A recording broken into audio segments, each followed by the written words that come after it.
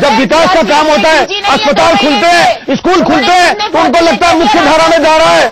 आदिवासी उसको रोकने के लिए हत्या कराते हैं, वो उसके लिए अटैक किए जाते हैं, गोले बारूद होते हैं, और बीजेपी ने पहली बार ऐसा किया है। एक बार जाना चाहूंगा, एक बार आप सब लोगों से आग्रह मेरा, एक बार के लिए, एक बार अर्चना जी प्लीज, एक बार अर्चना जी, एक बार अर्चना जी, एक बार एमसी रिलेक्शन पे आइए आप लोग। मैं नहीं जाना चाह रहा हूँ, भले नहीं उतर रही है, ये खुश नहीं है भारतीय जनता पार्टी की जीत से। चले एक बार व्यक्ति को जीत मिलती है। अर्चना जी एक बार मैं बोलूँ, एक बार प्लीज, एक बार वो। लेकिन आपके बेहुदे आरोप के आप ईवीएम में खराबी है, ईवीएम में खराबी है, ईवीएम में खराबी है, ईवीएम में खराबी है, ईवीएम में खराबी है क्या? ईवीएम में खराबी है। आप तो ये नाच न जाने आंगन टेढ़ा, नाच न जाने आंगन टेढ़ा, भैंस के आगे बीम में जाना, ये सब बातें लागू होती है आप पे। आप पॉलिटिकल लोग ही नहीं हो, आप केवल एप्लीकेशन लिखने वाले लोग हो, और यही परिणाम है दिल्ली को आपने ये चर्चा कर दी। राशन कार्ड बना रहे, दारू पी के संसद में जा रहे और कह रहे हैं हम आम आदमी पार्टी है। भारत के आम आदमी का अपमान कर रहे हैं आप हवाई चप्पल पहन के राष्ट्रपति में जाते हैं और उसके बाद में लाल बत्ती में घूमते हैं, 16,000 का खाना खाते हैं और हमको बता रहे हैं सैंडल पहन के राष्ट्रपति भवन में जा रहे हैं। धोखेबाज हो, धोखेबाज पार्टी है आम आदमी का नाम बर्बाद किया आपने। भंडारी साहब, मनीष जी को बोलने नहीं दीजिए, आप भी थोड़े शांत। चलिए मनीष जी आप बोलिए, आप बोलिए, बोलिए बोलिए, आप बोलिए। बोल चुका मैं तो। नहीं तो आप शांत रहिए, ये बोलेंगे। देखिए सुकमा का जिक्र आपने किया, इनमें से किसी ने एमसी इलेक्शन पे फोकस था, इलेक्शन पे ही बात कर रहे थे। अगर ईवीएम के अगर कोई आरोप लगा सकते थे, वो डेमोक्रेटिक सिस्टम है। आप लोग एक बात बताइए, मैं जानना चाहूंगा कि आप लोग लगातार आम आदमी पार्टी को धरना प्रदर्शन वाली पार्टी, एप्लीकेशन वाली पार्टी, ये लोग जनता के नेता जो भी है, आप लोग भी संघर्ष से ही निकल करके वहां तक पहुंचे। ये कैसे सत्ता पक्ष में बनने के बाद में आप सारे संघर्ष को भुला दोगे? किसी को भी डेमोक्रेटिक राइट है किसी का भी संघर्ष करना, आप उसे कैसे खारिज कर सकते हैं?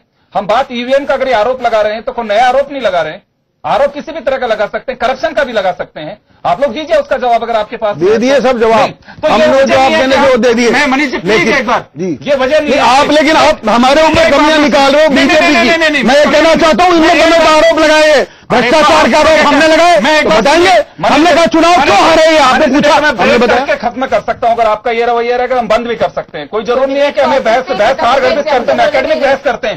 एकेडमिक भी करूँ मैं, जब ये इनका व्यवहार देखा। नहीं, आप मेरी बात नहीं सुन रहे हैं। आपने कहा, जब मैंने कहा भाई इसमें चुनाव हारे, आप बोले जाइए, आप बोलिए, देखो कमी सारी बातें बोल दीजिए। या तो आज आप कह के आए 5 नेताओं को सुनिए कि मैं कैसे बोलता हूँ, आप हद कर रहे हैं यार आज आप बिल्कुल।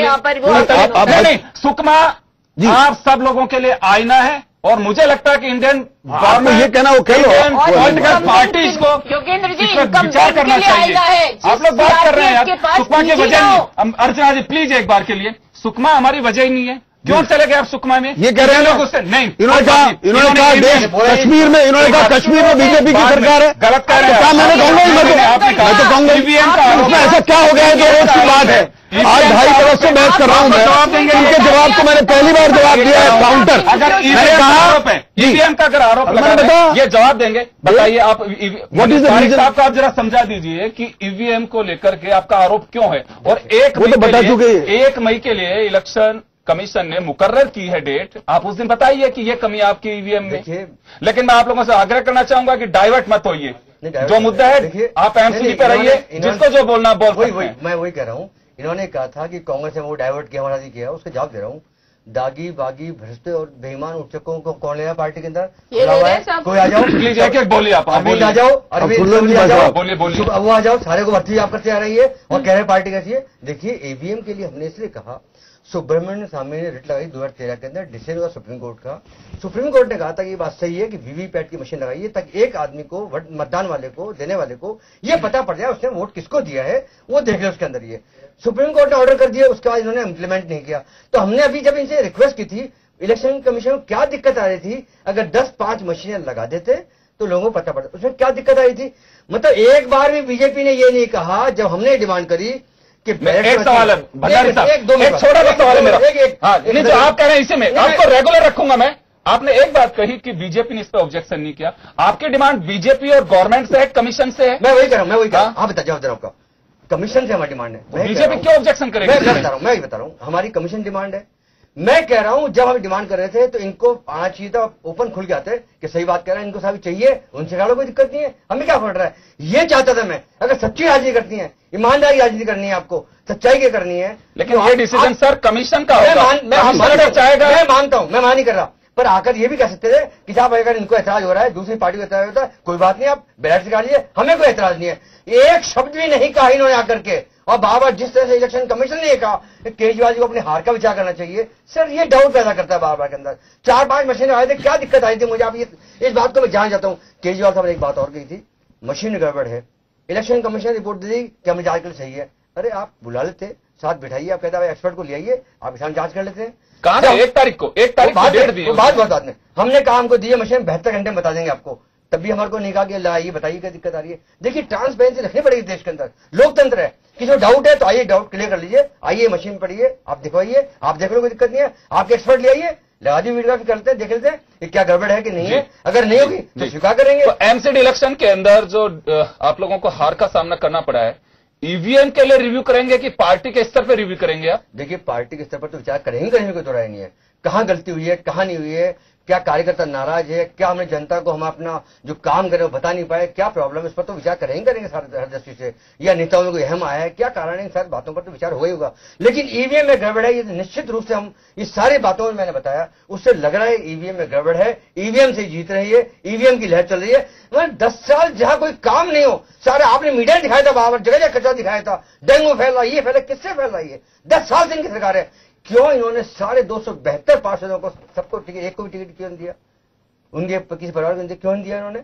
क्या 2019 के लोकसभा चुनाव के अंदर मोदी यही करेंगे कि लोकसभा में जीते हुए ये देखेंगे, ये पार्टी का इंटरनल अपनी रणनीति है, वो किसको टिकट देते हैं, किसको नहीं देते हैं ना, ये शो करता है। नहीं मैं कह रहा हूँ बहुत अच्छी बात है ये, मैं सोचा हूँ 2019 के अंदर भी लोकसभा के अंदर चुनाव होंगे तो भी किसी उसको सिटिंग वाला एमपी को किसी एक को भी टिकट नहीं देंगे, मेरे ख्याल से ये होना चाहिए। बहुत स्वागत करूंगा अगर ये करेंगे तो मोदी जी, बहुत अच्छी बात है ये। लेकिन चूंकि करप्ट थे इसने नहीं किया, तो उन्होंने कहा जो एंटी इनकम्बेंसी है उसको कम किया जाए और सारे मशीन गड़बड़ करके जिनको लोग जानते नहीं है, जिन्होंने काम नहीं किया पार्षद, आप बताइए वो जीत गया। लेकिन बीजेपी का ये जो पासा फेंका ये सफल रहा, तो इस पर विचार करिए कि कहीं ऐसा तो नहीं है कि टिकट काटने से ही वापसी होती हो। नहीं ऐसा है, ऐसी कोई बात नहीं है, इससे कुछ नहीं है। लेकिन इनकी ये पक्की बात जो हम बार बार कहते थे, सब कहते थे कि भ्रष्टाचार है, वहां भ्रष्टाचार है, तो ये साबित हो गई बात हो कि बिल्कुल सही बात ये है कि एमसीडी में करप्शन है, करप्शन था, ये तो इन्होंने भी चलिए। लेकिन आप 1 तारीख की तैयारी रखे हैं कि अभी भी आपका दावा है कि ईवीएम में कहीं ना कहीं खराबी है, तो उम्मीद की जानी चाहिए कि आप लोग कोई ना कोई वो पर्दाफाश जरूर करेंगे कमीशन के सामने, और एक्सपर्ट्स की टीम आप लेके जाएंगे कि देखिए इस तरह से इसे हैक किया जा सकता है और इस तरह से इसमें गड़बड़ की जा सकती है। चलिए अर्चना जी, मैं आपके पास में आऊंगा, और एमसीडी एक महत्वपूर्ण बॉडी है दिल्ली के लिए, और दिल्ली का भी मैं एक कहना चाहूंगा कि बड़ी अजीब सी स्थिति है।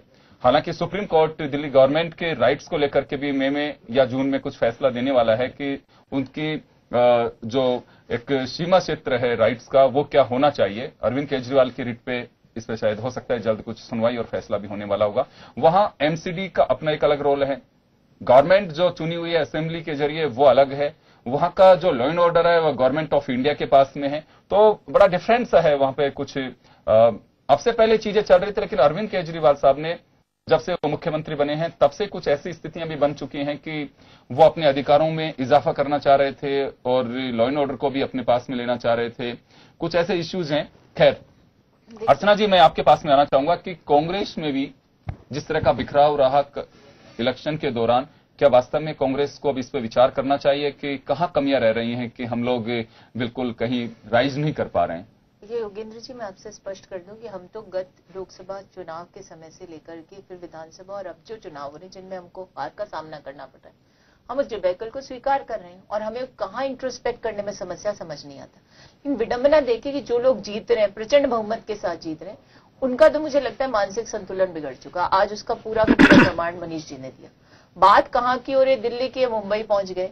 लेकिन मुझे अब चूंकि इन्होंने सुकमा की बात की थी तो इसको स्वीकार करना पड़ेगा कि इनकम्बेंट जो होता है, युगेंद्र जी मुझे कहने दीजिए, लेकिन मैं खुद ने गृह मंत्री से कहा है वो बात ठीक है। देखिए फिर वही बात चली, एमसीडी पे आप एमसीडी पे आइए। देखिए मैं माफी चाहूंगा, आपने देखो उस हंगामे के दौरान जरूर कह दिए बात है कि एक सैनिक ने कहा कि आप हमारे यहाँ पे ऑर्डर देने वाला तो कोई है ही नहीं, नेतृत्व करता ही नहीं है। चलिए आप दिल्ली इलेक्शन से बोल दीजिए। छत्तीसगढ़ के जो मुख्यमंत्री 3 बार से बने उन फाइलों को दबा के बैठे हैं जिसको कि गवर्नमेंट कह रही है और पूरी दिल्ली एमसीडी पे क्या सर्वाइव का, एमसीडी पे क्या सर्वाइव का? एमसीडी पर तो देखिए अभी तो असर ये हो रहा है कि आप कोर्सिव राष्ट्रवाद ला करके और जो कहते हैं ना राष्ट्रभक्ति, उसको खत्म करते जा रहे हो। आपने एक नीति बना दी कि साहब हम जो भारतीय जनता पार्टी वाले वो तो राष्ट्रभक्त है, बाकी सब बेकार है। जब आप हिंदुआइजेशन कर दोगे पूरे देश का तो कोई बहुत लंबी नीति नहीं है। जब आप कोर इश्यूज पे ध्यान हटाने के लिए बहुत सारी बातें करते हो, जनता पर शॉर्ट टर्म इम्पैक्ट आता है। लेकिन आपको मैं विश्वास दिलाती हूँ कि ये बाउंस बैक करेगा भारतीय जनता पार्टी में। जो ये बोलते हैं ना कि कांग्रेस मुक्त भारत करने, बिना विपक्ष के लोकतंत्र जिंदा नहीं रह सकता। जनता ये जानती है जब विपक्ष को कुचलने का काम किया जाएगा, हर तरीके के हथकंडे अपनाकर संवैधानिक मूल्यों का हनन किया जाएगा, जैसे कि आज हमने विधानसभा में देखा, तो ये जनता ही इनको। चलिए आखिरी सवाल मेरा मनीष जी आपसे है, आखिरी 1 मिनट का वक्त आपको दूंगा मैं। चलिए आपको 1 मिनट का वक्त दूंगा। मैं ये जानना चाहूंगा कि आरोप जो लगाए जा रहे हैं और इन्होंने भंडारी साहब ने कहा, हालांकि देखिए आपका कोई इसमें ड्यूटी नहीं बनती है कि बीजेपी इस पे कोई रिएक्ट करे। इलेक्शन कमीशन का काम है वो किसको अलाउ करता है नहीं करता है, दूसरी बात। हाँ, तो मैं जानना चाहूंगा कि जीत और खैर चलिए पार्टी का इंटरनल मामला है कि अभी भंडारी साहब भी कह रहे थे कि टिकट काट दी गई इस वजह से बड़ी जीत हुई है। नहीं, पूरी विनम्रता के साथ जीत को स्वीकार करना है और सेवा करनी, लोगों की जो कमी पिछली बार रही वो इस बार करेंगे। मेरा कहने का मतलब ये था कि बीजेपी कार्डर बेस्ड पार्टी है तो हर वार्ड में 2-3 प्रभावी नेता हमारे पास होते हैं, वो वहां पे इफेक्टिवली काम करते हैं। और जो चूंकि लोगों को लगता है माननीय मोदी जी का नेतृत्व इस प्रकार का है कि ये सब ठीक से काम करेंगे, अच्छा विकास हमारा होगा, इस पर भरोसा बढ़ गया है तो ये जीत रहे हैं। ये उत्तर प्रदेश में भी हुआ था और ये यहां हुआ था। अब टिकट जो बात है वो हमारे पार्टी कैडर के खुश करने की बात होती है कि जिन लोगों को आज तक मौका नहीं मिला है उन सब लोगों को अवसर मिलेगा, इतनी सी बात है। और यही कारण है, इतने आदमी इनके पास हो तो ये भी कर सकते हैं और आदमी नहीं है इतने इनके पास। चलिए खैर जो भी है वजह, लेकिन जीत रणनीति के तहत होती है और कोई पार्टी है वो को पीछे नहीं रहना चाहती है। ये लोकतंत्र का महापर्व होता है। कोई इसे महासमर कहता है, कोई इसे शतरंज कहता है, कोई अपने अपने अंदाज में कोई इसे चौसर बताता है, लेकिन जीत उसी की होती है जो मानसिक रूप से और शारीरिक रूप का मतलब है कि पूरी तरह से जो रणनीति तय करके और तह में जाकर के अपना संचालन करते हैं, वो एक बड़ा योगदान अदा करती है। और डेमोक्रेटिक सिस्टम है, इसमें शालीनता के साथ में चुनाव को फेस करना चाहिए। लेकिन अगर प्रतिपक्ष को आरोप है तो उन्हें खारिज नहीं करते हुए एक आध की कोई जांच भी हो जानी चाहिए कि वास्तव में इसकी सच्चाई क्या है। हो सकता है कि ईवीएम का सामना कल आपको भी कहीं दूसरे स्टेट में करना पड़े।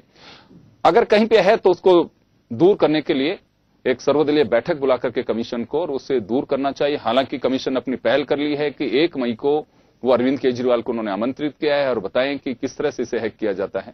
खैर ये दूसरे विषय हैं, लेकिन एमसीडी में फिलहाल यही कहा जा सकता है कि बीजेपी 3-0 के साथ में तीनों ही जो निगम है उन पे कब्जा कर लिया है और आम आदमी पार्टी दूसरे और कांग्रेस तीसरे स्थान पे रही है। और चिंतन का विषय सभी के लिए है कि चाहे बीजेपी हो, चाहे कांग्रेस हो, चाहे आम आदमी पार्टी हो, बीजेपी भी इस मायने में कि जो वापसी हो रही है कहीं ऐसा तो नहीं है कि चेहरे ही बदलना चाह रहे थे।